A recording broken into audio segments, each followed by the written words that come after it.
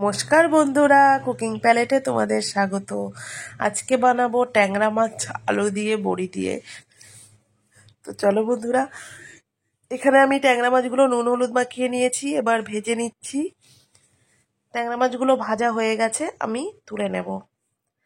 বড়ি আর ট্যাংরা মাছগুলো ভেজে নিয়েছি, আর এখানে একটা পেস্ট করে নিয়েছি 1 চামচ লঙ্কা বাটা, ছোট চামচের 1 চামচ কাঁচা লঙ্কা বাটা, আর ছোট চামচের 1 চামচ কাশ্মীরি লঙ্কার গুঁড়ো নিয়েছি, 1 চামচ জিরের গুঁড়ো, আর স্বাদ মতো নুন, পরিমাণ মতো হলুদ। এখানে তেলে কালো জিরে ফোড়ন দিয়ে দিয়েছি, আর আমি আলুগুলোকে দিয়ে দেব। আর আলুগুলোকে একটু নুন হলুদ দিয়ে ভেজে নিয়েছি, আর তারপর দিয়ে দিয়েছি মশলাটা। এবার মশলাটাকে কষিয়ে নিয়েছি, আর তাতে দিয়ে দিয়েছি 1 কাপ জল, আর মাছগুলো আমি দিয়ে দিলাম। তারপর ঝোলটা ফুটে গেছে, এর মধ্যে আমি ধনেপাতা দিয়ে দিয়েছি, আর বড়িটা আমি আগেই দিয়ে দিয়েছিলাম।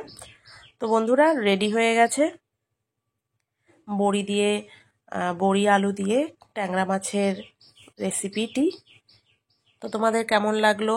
আশা করি তোমার ভালো লেগেছে, আর ভালো লেগে থাকলে আমার চ্যানেলটা সাবস্ক্রাইব করে দিও। আমার পাশে থেকো তোমরা। ভালো থেকো, সুস্থ থেকো।